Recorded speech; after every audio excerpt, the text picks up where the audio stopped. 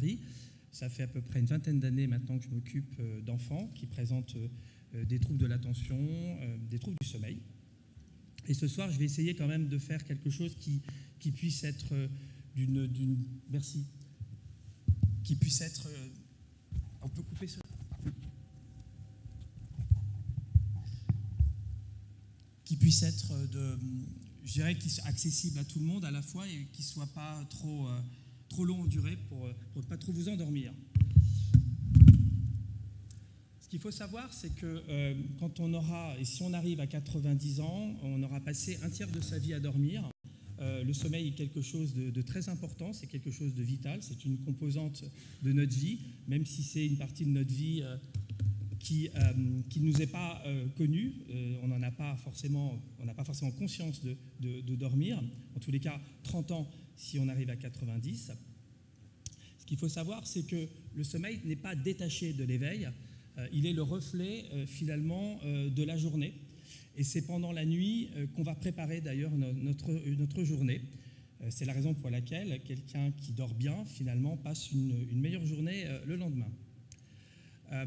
Ce qu'il faut comprendre aussi, c'est qu'il n'y a pas dans le sommeil un arrêt des fonctions, mais une modification des fonctions, que ce soit des fonctions sensorielles, que ce soit des fonctions motrices.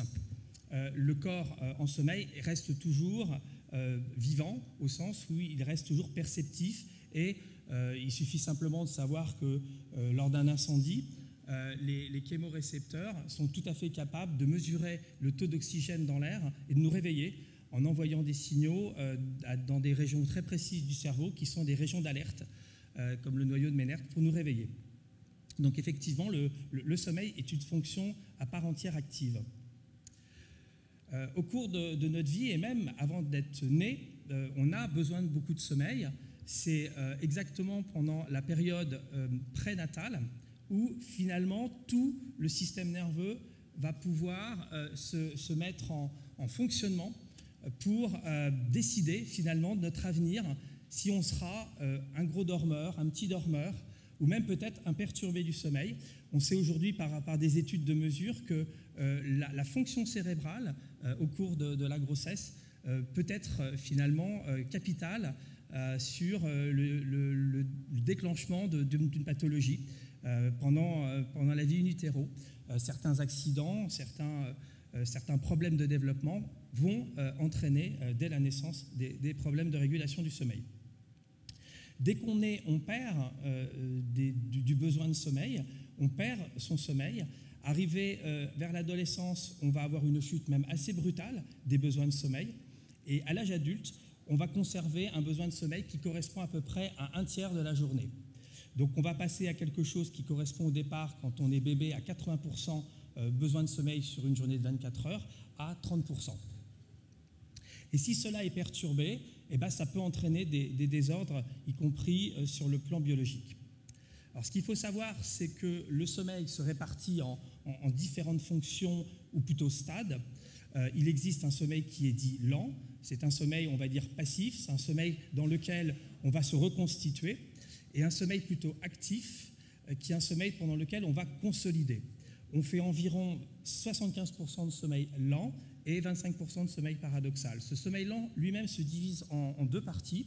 Un sommeil lent léger, qui est le sommeil de l'endormissement, lent profond, de récupération. On fait d'abord du sommeil léger avant de faire du sommeil profond, et ensuite du sommeil paradoxal dans ce que l'on appellera un cycle de sommeil. Le stade de sommeil léger, c'est le 1. Le stade de sommeil léger, un peu moins léger, c'est le 2. Aujourd'hui, on appelle le N1, N2 pour stade léger, premier stade, léger, deuxième stade. Le sommeil profond, lui, c'est le stade 3 et stade 4. Aujourd'hui, avec la classification internationale des troubles du sommeil, on l'appelle le stade 3. 1 et 2 constituent donc la préparation à l'endormissement et de l'endormissement. Et le stade 3 constitue finalement le sommeil physiologique dont on a besoin pour récupérer. Et enfin, le sommeil paradoxal, c'est le sommeil de la consolidation et notamment de notre mémoire. C'est un sommeil très important qui intervient à la fin d'un cycle. On enregistre polysomnographiquement avec différents capteurs posés à la fois sur le scalp, au niveau à côté des yeux sous le menton et au niveau des muscles jambiers en regard au niveau des jambes, pour pouvoir mesurer des tracés, des signaux qui soient électroencéphalographiques, électro-oculographiques et électrobiographiques. Grâce à ça, on arrive à interpréter les différents stades. On peut distinguer le sommeil lent, lent léger, lent profond et le paradoxal. Les machines le font très bien, les logiciels dont on a à notre disposition aujourd'hui peuvent le faire, mais il est quand même mieux de le faire visuellement, manuellement. Donc ce que je vous disais, c'est qu'un cycle de sommeil constitue l'association de stade 1, stade 2, stade 3, stade 4, donc N3, N1, N2 et sommeil paradoxal. Si vous ne faites que du sommeil lent et pas de sommeil paradoxal, vous ne consolidez pas. Ça veut dire que si vous êtes un enfant et que vous faites des apprentissages au quotidien, vous n'arriverez pas à vous en souvenir aussi bien que vous devriez vous en souvenir.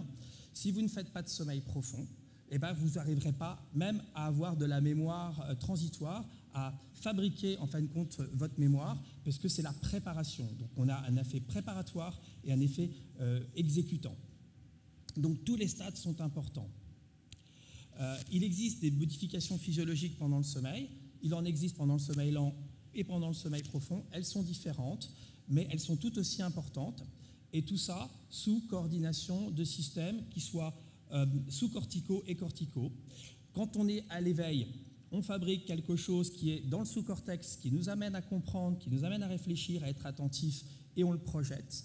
Au cours de la nuit, on le garde en mémoire. Et c'est certainement la fonction même du sommeil lent profond. Le sommeil lent profond va permettre finalement, la journée, de pouvoir puiser dans les ressources qui ont été accumulées au cours de la nuit pour pouvoir être dans l'action. C'est la raison pour laquelle, quand on travaille sur des médicaments qui agissent, notamment soit sur la mémoire, soit sur les fonctions attentionnelles, effectivement, ces médicaments-là ont exactement cette représentation, à la fois peuvent aider au sommeil, à la fois peuvent aider à rester éveillé en jouant sur ce sous-cortex et ce cortex, les projections qui se font naturellement pendant le sommeil et qui peuvent être activées avec des médicaments pour rester éveillé ou comme pour nous endormir. Les médicaments qui nous font nous endormir vont agir du cortex vers le sous-cortex et les médicaments pour nous réveiller feront l'inverse. C'est un petit peu complexe, mais sur le plan physiologique, on y comprend mieux parce qu'on ne peut pas finalement se détacher de l'éveil et du sommeil. Aucun médicament, par exemple, qui agisse sur l'éveil n'agisse pas sur le sommeil et aucun médicament qui agisse sur le sommeil agisse forcément aussi sur l'éveil. Ils agissent sur les deux niveaux. Au cours de la nuit et au cours du sommeil, il existe finalement des fonctions qui vont se synchroniser, notamment la température. On le sait tous, on a une chute de la température le soir en période vespérale, ce qui permet notamment à l'enfant d'augmenter son niveau d'hormones de croissance et d'activer aussi la mélatonine. Les données aussi qui sont importantes sont les données cardiovasculaires. On a une chute de la pression artérielle, une baisse de la fréquence cardiaque au moment où on a une augmentation de l'hormone de croissance et où on a la sécrétion de la mélatonine. La mélatonine est considérée comme le chef d'orchestre de tout ça, de toutes les fonctions physiologiques, qui va nous amener à la fois à pouvoir nous endormir permissivement et à nous réveiller le lendemain par sa chute dans le sang. En relation avec l'activité veille-sommeil, avec les neuromédiateurs impliqués dans les états d'éveil et dans l'état du sommeil, il y a aussi une régulation du système immunitaire. Elle se fait pendant le sommeil lent profond. C'est grâce au sommeil lent profond qu'on peut fabriquer son immunité, qu'on peut fabriquer sa protection, qu'on fabriquera ses globules blancs par exemple. Un enfant qui va se coucher tard et qui ne fabriquera pas assez de sommeil profond de début de nuit aura plutôt tendance à pas bien à toujours souvent malade et à pas bien répondre notamment à des médicaments. Donc c'est important. Ce qu'il faut aussi savoir, c'est que les états de l'éveil ou du sommeil vont avoir un impact très important sur le développement du système nerveux central et sur les fonctions mêmes de ce développement. On sait par exemple qu'une privation, et on le sait depuis très longtemps, qu'une privation partielle de sommeil peut entraîner des troubles perceptifs, perceptivo-cognitifs, des problèmes d'orientation, de spatialisation, des problèmes d'apprentissage. Il faut savoir qu'un enfant qui, par exemple, devrait se coucher vers 20 h pour se réveiller le matin vers 7 h, s'il se couche à 22 h, 4 jours d'affilée, il peut perdre jusqu'à 60% de ses capacités d'apprentissage, ce qui est totalement énorme. Et on sait bien aujourd'hui, finalement, que tous les enfants étant en privation de sommeil chronique, les dégâts sont importants et les enseignants le savent.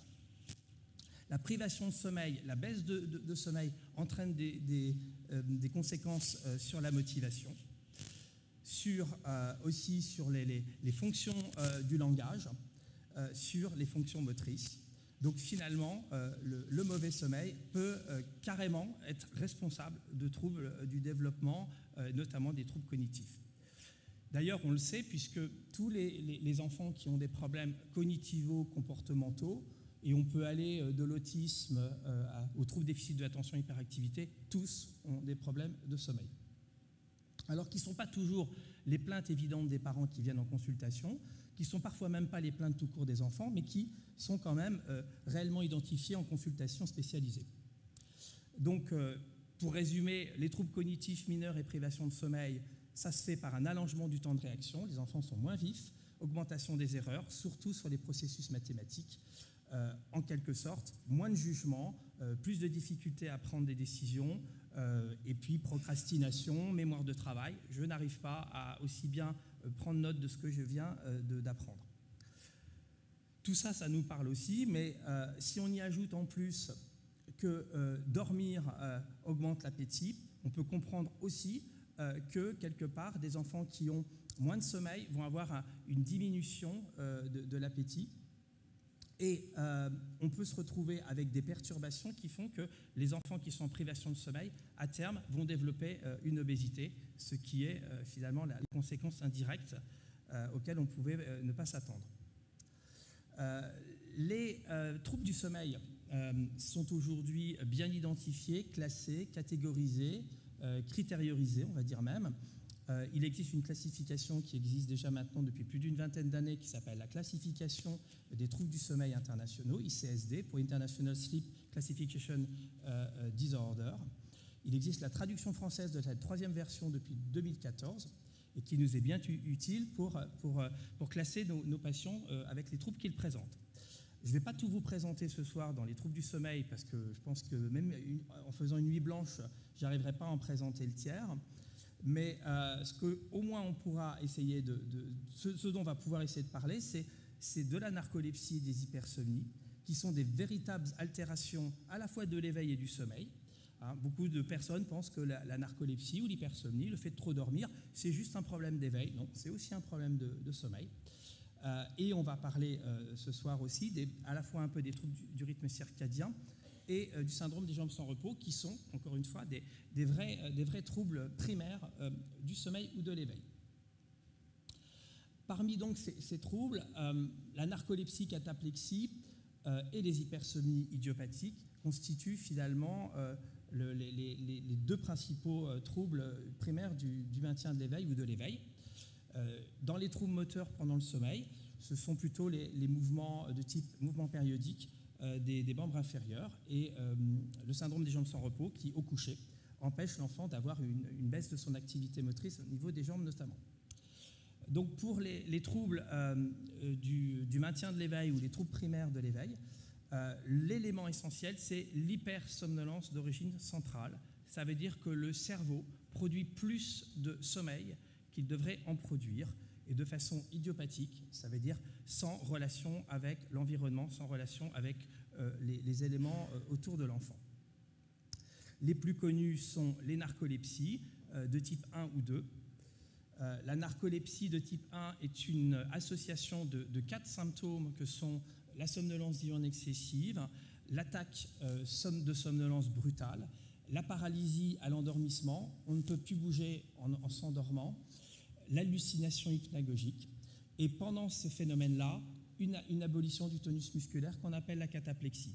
C'est une maladie rare, mais finalement pas si rare que ça, je vous dirai pourquoi.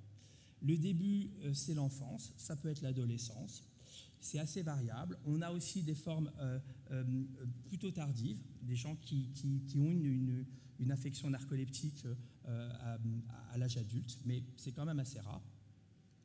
il n'y a finalement pas de différence entre les hommes et les femmes. Ce qui est important de savoir, c'est que la cataplexie, donc la chute brutale du tonus musculaire, est un élément de la sévérité de cette maladie. Plus ces chutes sont importantes, sont nombreuses au cours de la journée et sévères par leur impact, plus on peut considérer que la narcolepsie soit d'une forme sévère. Ce qu'il faut comprendre aussi, c'est que les enfants peuvent avoir à un moment donné des symptômes qui n'apparaissent pas aussi évidents qu'on l'a chez l'adulte. Demander à un enfant s'il a des hallucinations, s'il a des paralysies du sommeil, ce n'est pas évident. L'élément le plus important est souvent l'accès irrépressible de sommeil. Ce sont des enfants qui peuvent, par exemple, s'endormir au moment d'une émotion forte, au moment d'une remise de médaille à la fin de l'année, parce qu'il a bien travaillé à l'école, et au moment où on va lui mettre la médaille, il va tomber. J'avais une petite vidéo que les parents m'avaient dit, on a pu diagnostiquer finalement la narcolepsie chez notre fils, parce qu'au moment où la maîtresse lui a mis une petite médaille, il s'est endormi brutalement, tout le monde a eu peur, et c'était effectivement une forme cataplectique. La cataplexie, c'est quoi? C'est en fin de compte, à un moment donné, une injection au niveau de certaines structures cérébrales d'un médiateur chimique qui s'appelle la glycine, qui donne une abolition du tonus. Ça veut dire que tous les muscles tombent en même temps. Donc les enfants, souvent, ne se blessent pas parce qu'ils tombent comme un château de cartes. C'est-à-dire que ça va de la tête aux pieds et ils s'effondrent parce que tous les muscles sont abolis au même moment.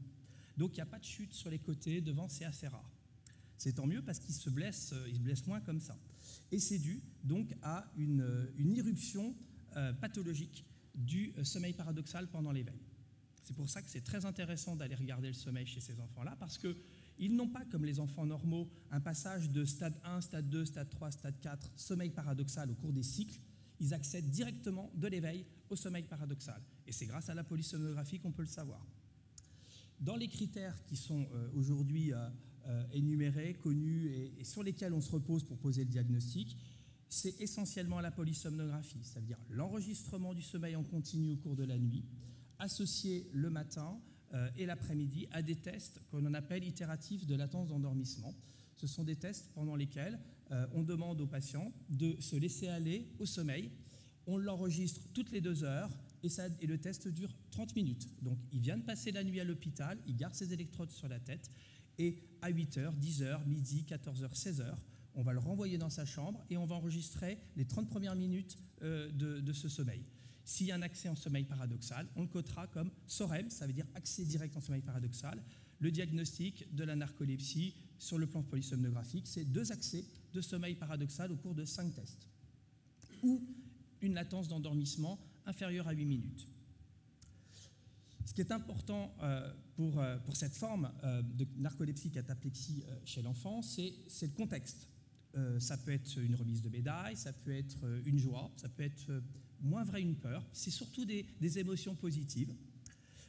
Et ce qui peut être troublant, c'est que si l'enfant ne fait pas de cataplexie, s'il a une forme secondaire ou une forme qu'on appelle narcolepsie de type 2, et je vais vous en parler, il peut ne pas avoir donc de cataplexie et donc du coup s'agiter au moment où il a envie de dormir. Et ça ferait presque penser à quelque chose que l'on connaît.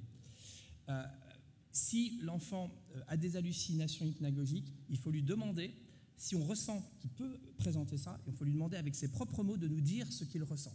Mais ce n'est pas forcément évident. J'étais tombé il y a quelques années sur cette petite histoire d'un Anglais, Peter Novell, qui avait écrit des histoires de Polly. Et c'est très joli, et très souvent, quand j'ai des enfants et pour lesquels on n'a pas encore clairement posé le diagnostic de narcolepsie en attente d'un enregistrement du sommeil, on peut leur montrer cette petite bande dessinée qui est très drôle parce que ça leur parle. Alors là, c'est par exemple la petite Polly qui est assise dans le jardin avec sa boîte de polichinelle en face d'elle. Et finalement, soudain, le couvercle s'ouvre et le pantin jaillit et lui saute dessus. Il se met à grossir, à grossir, à grossir, à lui faire peur.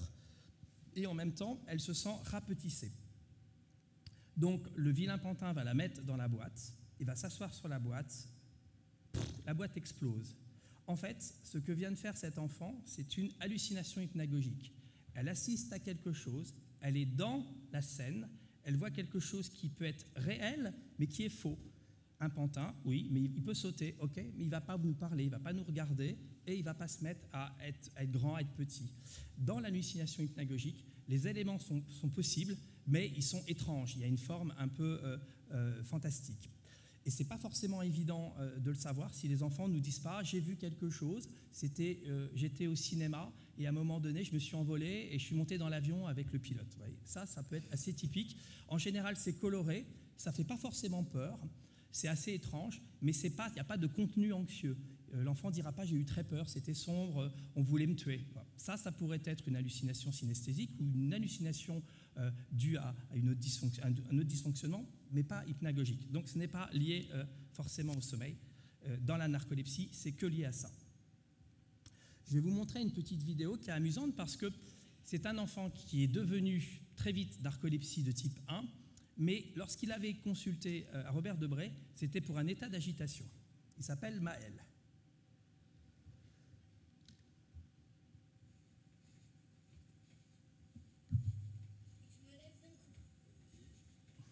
On peut avoir le son.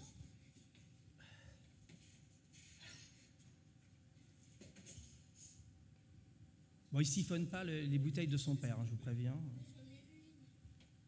Voilà, il vient de faire une cataplexie.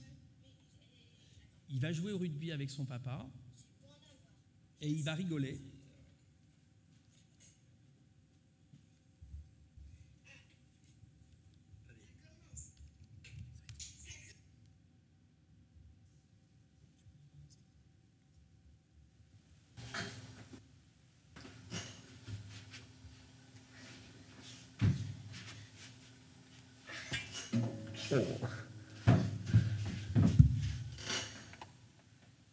Tu fais exprès. C'est toi qui as perdu, en tout cas. Il essaie de se tenir.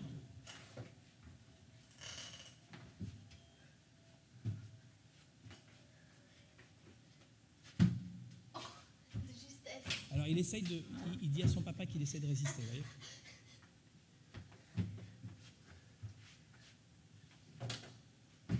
Vous voyez, il s'effondre, c'est comme un château de cartes, comme ça.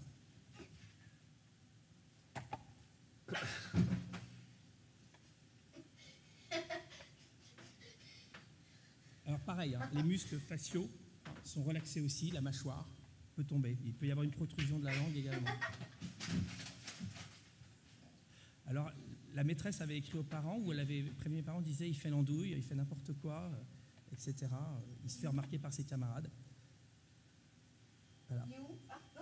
C'est typique, c'est une cataplexie vraiment absolument typique. Ce qui est important, c'est que depuis les papiers de Perron, une collègue qui au début lyonnaise et qui a travaillé avec Emmanuel Mignot aux États-Unis, Christelle Perron, c'est ses travaux à elle, à la fin des années 80, qui a montré que cette cataplexie était due à une mort de cellules à hypocrétine. L'hypocrétine, c'est un neuromédiateur qui est colocalisé dans des neurones qui produisent aussi les histamines, et notamment dans les régions de l'hypothalamus postérieur. Ce neuromédiateur hypocrétine est responsable finalement de cette maladie qui est la narcolepsie. C'est sa mort qui entraîne la narcolepsie. On est tout à fait aujourd'hui capable, par des techniques de mesure dans le liquide céphalorachidien, de mesurer ce taux d'hypocrétine. On considère qu'un taux inférieur à 110 picogrammes par litre est un taux par millilitre est un taux significatif qui annonce une apoptose, c'est-à-dire qu'une mort des cellules à hypocrétine. Et cette mort est totalement, effectivement, irréversible, comme toutes les morts. Et les patients qui ont finalement cette destruction des cellules à hypocrétine ou orexine, c'est la même chose, c'est le même nom, peuvent finalement avoir toute leur vie cette affection.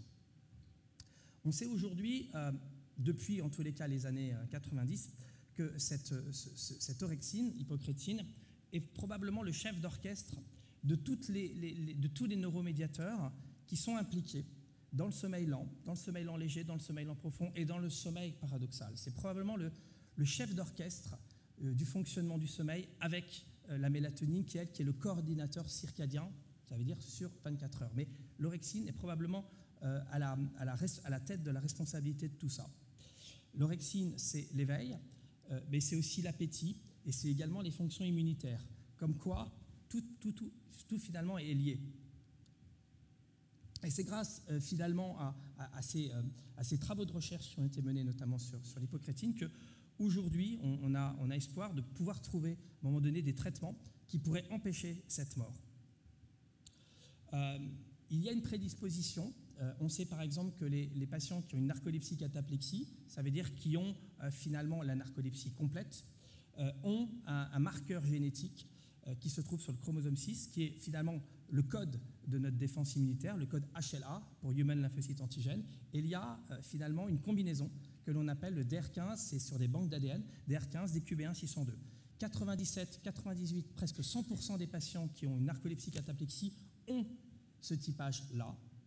Mais dans la population générale, on trouve ce marqueur-là chez 25 à 30% des gens. Ça veut dire qu'ici, il y a un quart des personnes qui ont ce typage-là.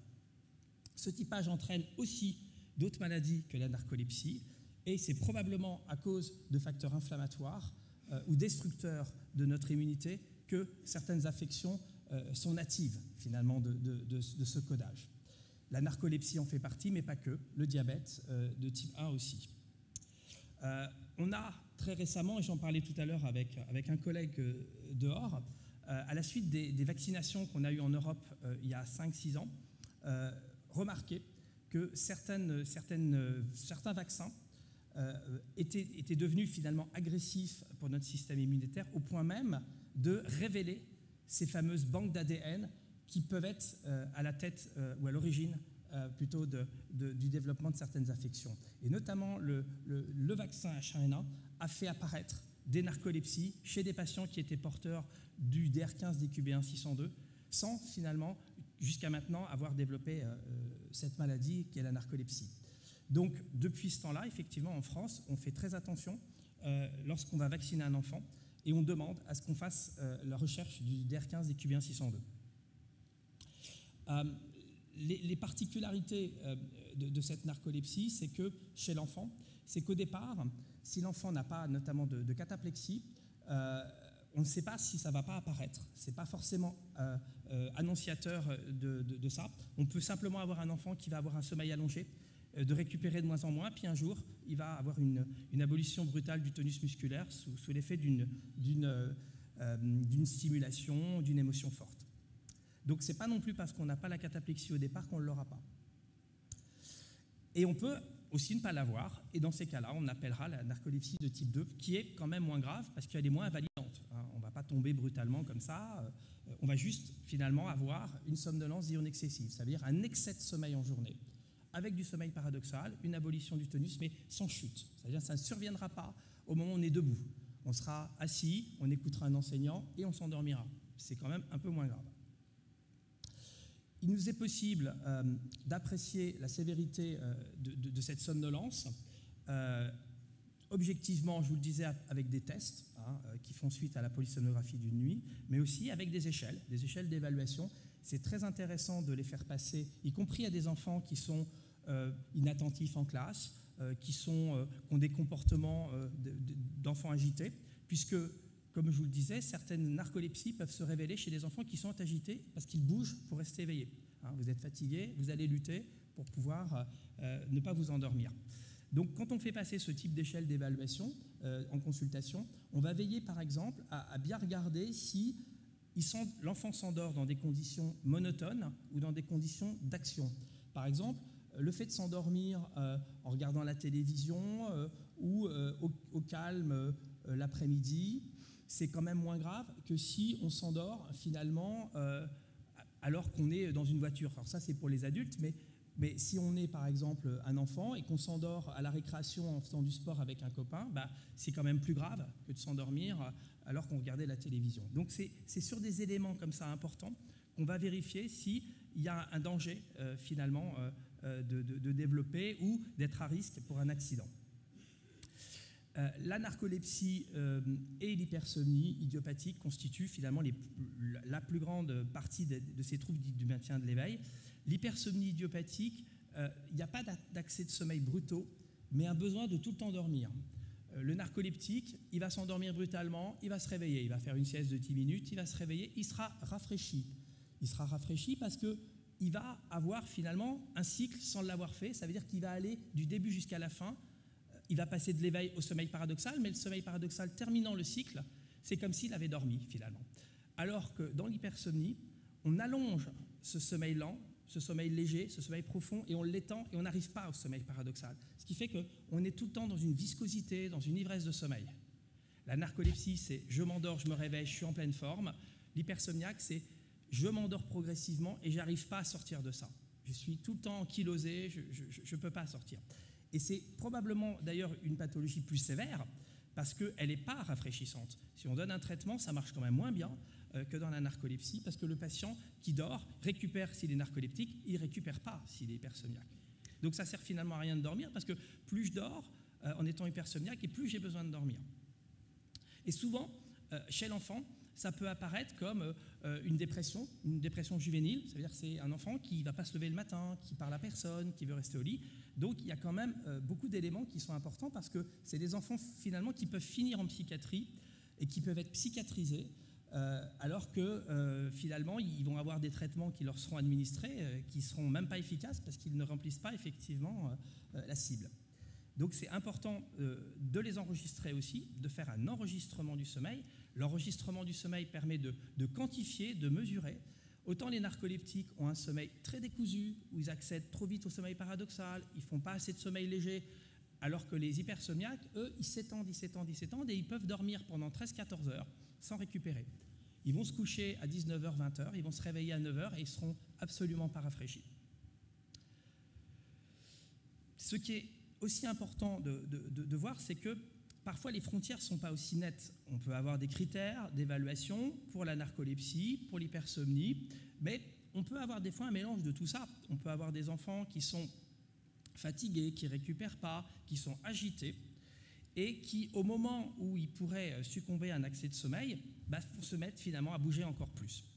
C'est un peu l'idée de cet article qui avait été publié il y a 2 ans pour montrer effectivement que très souvent, des enfants qui se montraient résistants finalement à leur somnolence finissaient par porter le diagnostic de troubles déficit de l'attention hyperactivité. C'est normal parce que si on ne montre pas finalement qu'on dort, on ne peut pas nous juger somnolents si on lutte tout le temps.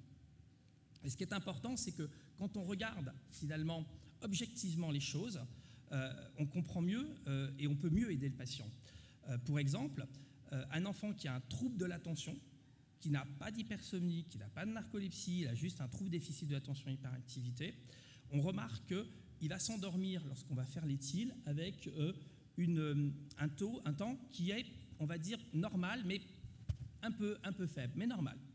Alors que le patient qui va se retrouver à développer soit une hypersomnie, soit un vrai trouble de l'éveil, quant à lui, va avoir effectivement un raccourcissement de cette latence. Ça veut dire qu'à un moment donné, il va se lâcher, il va lâcher prise. Alors c'est important parce que le lâcher prise peut être finalement, objectivement, l'élément qui pourra distinguer un patient d'un autre. Je vais vous donner par exemple un exemple. C'est un de mes patients qui, au départ, se présentait typiquement comme un vrai trouble déficit de l'attention hyperactivité. Il avait un petit trouble perceptivo-cognitif, ça veut dire qu'il n'était pas super doué, mais bon, il était quand même très agité. Et finalement, grâce à l'enregistrement du sommeil, ça nous a permis de comprendre qu'il avait un temps de sommeil nocturne élevé. Les hyperactifs ne dorment pas beaucoup, ils sont plutôt courts dormeurs. Lui, il était à 10h30 pour quelqu'un qui avait 13 ans. Donc, comme quoi, l'enregistrement du sommeil peut finalement discriminer des formes qui ne sont pas forcément des formes très pures sur le plan symptomatique. Si on est sûr de son diagnostic d'hypersomnie, de narcolepsie, on n'aura pas forcément besoin de faire des polysomnographies à répétition, mais si on a un patient qui ne répond pas très bien au traitement et qui en plus finalement lutte sans arrêt contre sa somnolence, on aura plus vite fait de l'envoyer en psychiatrie se faire soigner pour un trouble de l'attention que chez quelqu'un qui travaillera sur le sommeil pour lui diagnostiquer une hypersomnie. Alors que si on passe par le sommeil directement, on pourra aider le patient plus vite. Ce qui est important, c'est que les hypersomniaques, par exemple, dorment souvent au dernier stade de sommeil. Ça veut dire à 4h de l'après-midi, quand on fait un enregistrement du sommeil et que le 5e test arrive en général vers 4h de l'après-midi, Très souvent, il y a beaucoup de bruit dans l'hôpital, ces derniers tests, on est un peu excité. C'est très dur de faire dormir des enfants à ce moment-là. Les hypersomniaques, eux, tombent parce qu'ils sont tout le temps en besoin de sommeil. Les hyperactifs ne dormiront jamais. Donc, on a aussi des outils intéressants de savoir le test le plus discriminant, c'est le 5e test. Donc, on arrive, grâce à tout ça, finalement, à mieux aider les patients. Et quand on a des polysomnographies qui ne sont pas forcément très évidentes, qui ne plaident pas forcément plus pour une hypersomnie que pour un trouble de l'attention, grâce finalement à des choses très précises qu'on a identifiées au cours des années d'exercice, à pouvoir répondre plus vite au diagnostic et à traiter correctement le patient. En fait, quand on s'intéresse à la psychiatrie de l'enfant, au développement, c'était un peu au départ, effectivement, comme l'a rappelé Hassan, un peu mon origine, de faire de la psychiatrie chez l'enfant. On s'aperçoit aujourd'hui que derrière le mot impulsivité, ce n'est pas forcément mauvais comportement. Ça peut être aussi manque de réflexe. Ça peut être aussi incapacité à juger une action et y répondre de façon adaptée. Et ça peut être tout simplement manque d'éveil. On peut se précipiter parce qu'on n'a pas vu l'obstacle. On peut répondre de façon inadaptée parce qu'on n'a pas complètement entendu la consigne.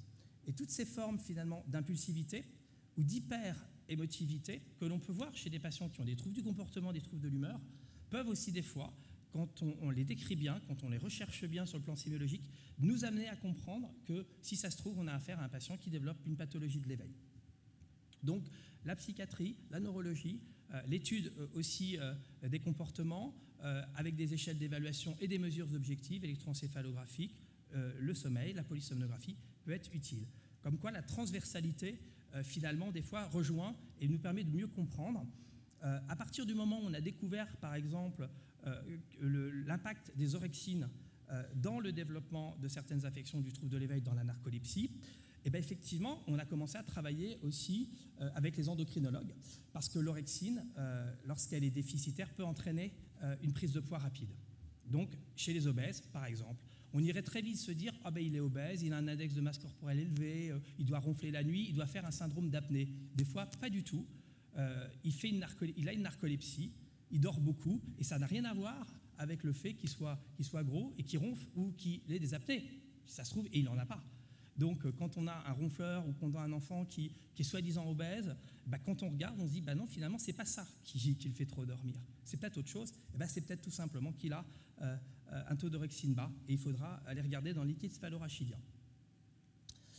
Il y a effectivement, autour de toute cette problématique, souvent des questions auxquelles on est amené à répondre, à savoir, mais ça vient de quoi? Parce que finalement, si l'orexine est au centre de tout, ça peut vouloir dire finalement que la narcolepsie, certaines formes d'hypersomnie et le trouble de l'attention ont en commun quelque chose.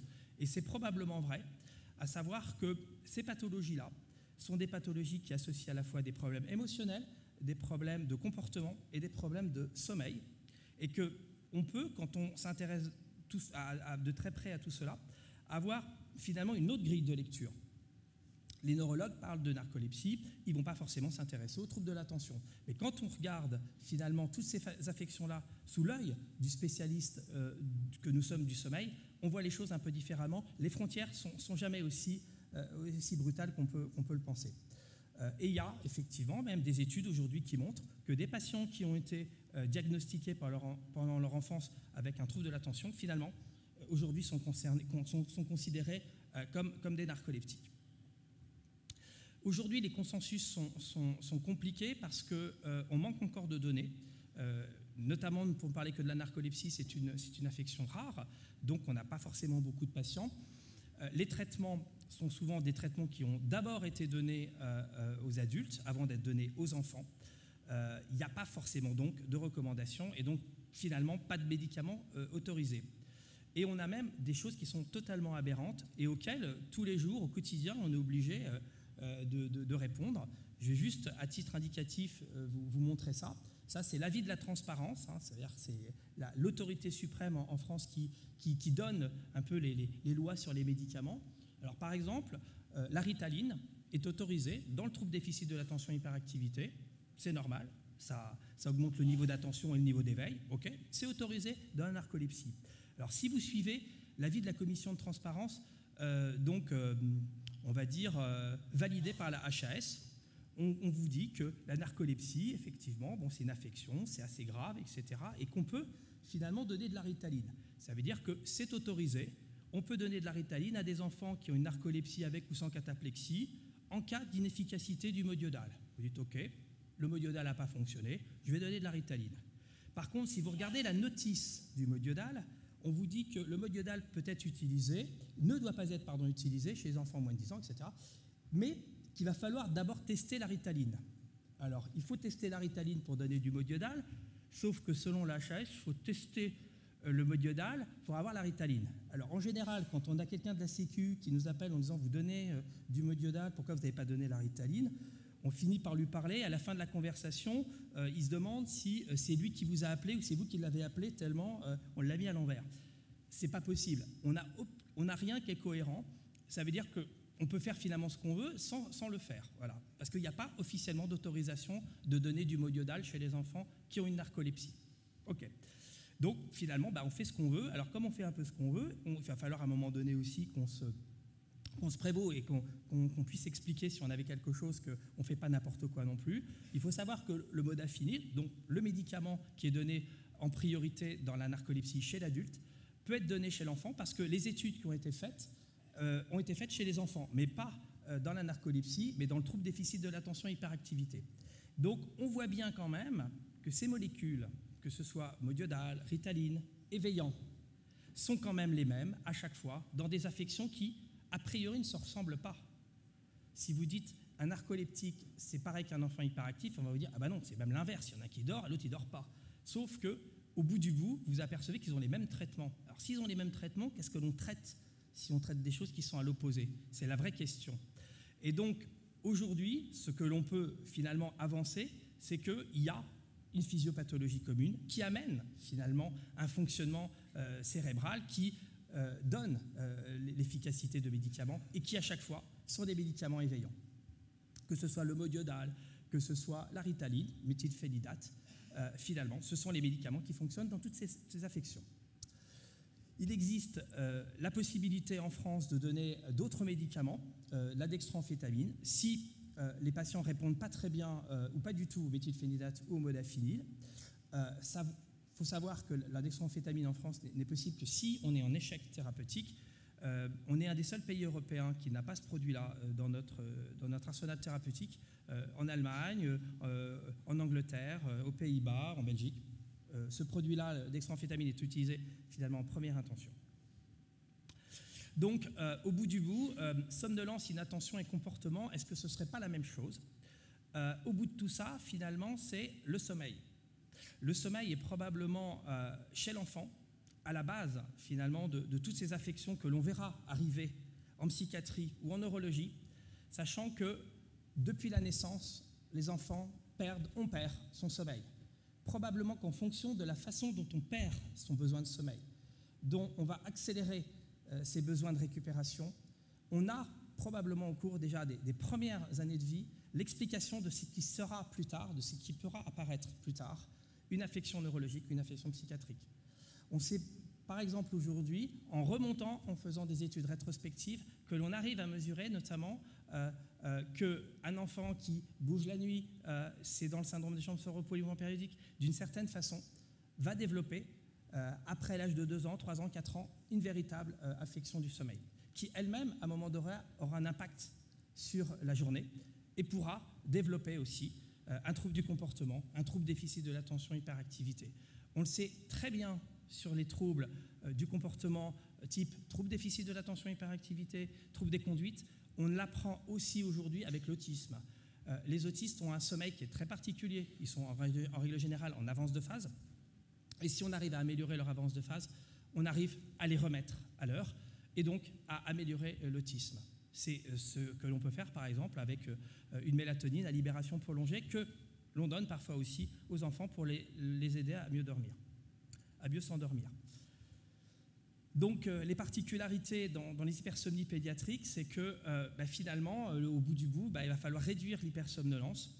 Et si on réduit l'hypersomnolence et qu'on améliore finalement à la fois la qualité du sommeil et à la fois les problèmes qui sont présents la journée, c'est qu'on a fait mouche, on a touché là où il fallait toucher.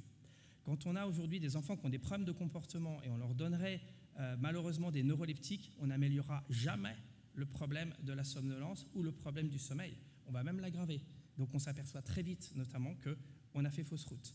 Alors que finalement, si on s'intéressait en premier à aller regarder le sommeil en psychiatrie et en neurologie, ça nous permettrait peut-être de commettre moins d'erreurs et d'aller directement chercher quelque chose qu'on n'a pas vu, qu'on n'a pas individualisé, parce qu'il n'y a pas forcément eu de plainte. Certains parents, finalement, nous amènent les enfants pour des problèmes de comportement et ne s'intéressent pas au sommeil. Et si on leur pose la question, mais est-ce qu'il dort bien, est-ce qu'il ne dort pas bien, ils n'ont pas souvent la réponse. Ils pourront dire, il se lève des fois la nuit, il est agité. Donc il faut aller chercher des renseignements beaucoup plus précis que ça. Est-ce que je peux faire la suite ou pas? Laquelle? Les troubles moteurs pendant le sommeil. À peu près pareil. On le fait demain? Super.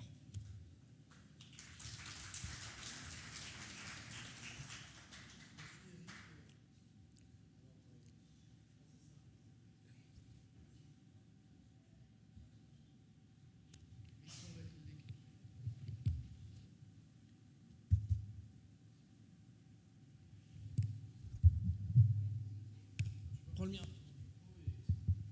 J'ai celui-là. Merci Eric, c'était très bien, tu nous as instruit beaucoup. Je vais poser une question en terre à terre et après on reviendra dans la salle qui poseront des questions beaucoup plus intéressantes.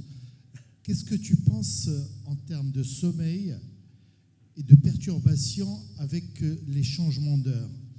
Parce que nous on se réveille actuellement à Rabat à 8 heures, il fait encore nuit. Et donc il y a probablement une perturbation, mélatonine, machin, etc. Absolument. Et que nous avons un impact sur l'activité des enfants et ce qui se passe dans leur vie active. Dans les affections les plus fréquentes, en fait, c'est pas la narcolepsie, les hypersomnies ou les troubles de l'attention, ce sont les troubles de régulation physiologique dus à des altérations circadiennes. En clair, le fait d'avoir à se décaler physiologiquement d'une heure, dans un sens ou dans un autre, va entraîner des modifications physiologiques.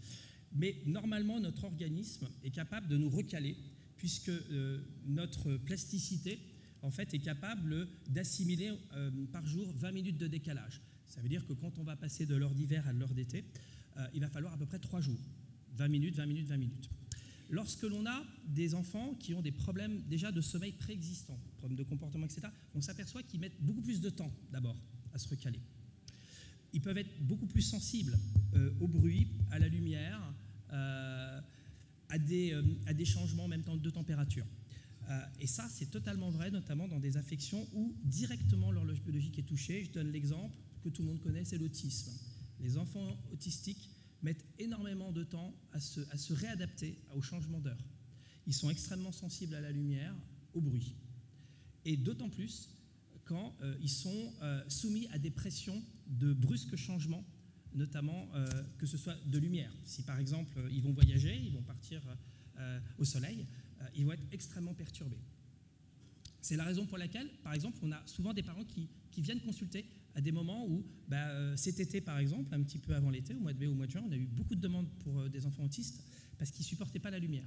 Il y avait trop de lumière. On avait atteint des taux de luminosité qui étaient importants et ça les a aggravés.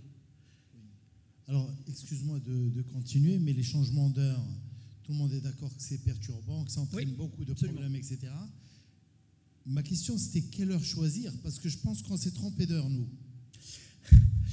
En fait, on peut savoir à quelle heure on est fait pour s'endormir si on sait à quelle heure on est fait pour se réveiller, indépendamment de présence de lumière ou pas. C'est un peu plus complexe. Ça veut dire que notre cerveau ne s'habitue pas forcément à nous réveiller parce qu'il fait jour, mais s'habitue parce que notre horloge nous a prévu pour ça. Donc finalement, indépendamment des horaires qui nous sont imposés socialement, si on est un normodormeur, si on est un bon dormeur, si on n'a pas de problème de sommeil, on pourrait presque, même dans un endroit où peu éclairé ou très mal éclairé, avoir gardé son cycle.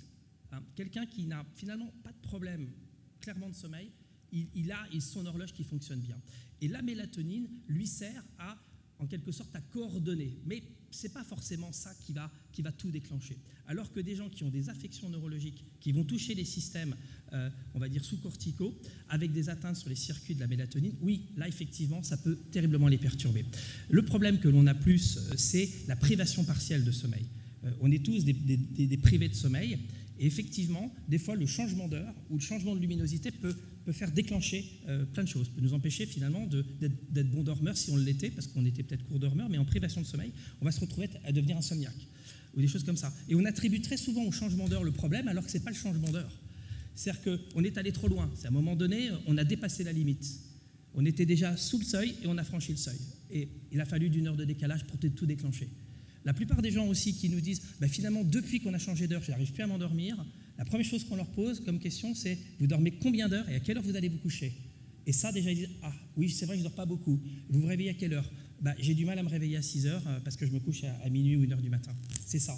Parce que s'ils n'avaient pas eu ça, ça n'aurait absolument rien fait. C'est pour ça que quand il y a un débat sur est-ce qu'il faut changer ou pas, ça touche que les gens qui sont privés de sommeil, qui ont des perturbations physiologiques ou qui ont des troubles liés à leur sommeil. Mais les autres, ça ne leur fait rien. Merci. Les questions dans la salle? Professeur Gauzy. Merci de votre conférence. À un certain moment, vous avez parlé de 2 pathologies endocriniennes, parce que je m'intéresse, je fais la consultation d'endocrinologie pédiatrique. Vous avez parlé de l'obésité et des troubles du sommeil. Et à un certain moment, vous avez parlé de certains produits. Est-ce qu'il y a des conséquences pratiques sur le plan diagnostic, examen à faire ou attitude thérapeutique? Et à la fin de votre présentation, vous avez évoqué l'avance, traiter l'avance pubertaire. Oui, absolument. Puberté, je n'ai pas bien saisi. Vous pouvez plus détailler, s'il vous plaît? Oui. En fait, ce cours-là, il faudrait 4-5 heures pour pouvoir le développer. En fait, on s'est aperçu que chez les narcoleptiques cataplectiques, qui avaient donc des taux d'hypocrétine très bas dans le liquide céphalorachidien, ils avaient très souvent une prise de poids très importante.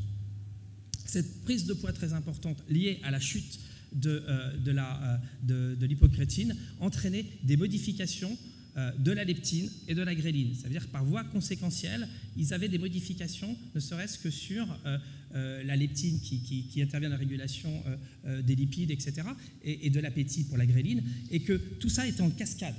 Et effectivement, on a aujourd'hui des critères qui sont sur la précocité de la puberté, la prise de poids rapide, qui nous amènent directement à aller chercher s'il n'y a pas un problème lié aux orexines. L'orexine 1 en particulier intéresse beaucoup les endocrinologues parce que c'est celle qui contrôle l'appétit.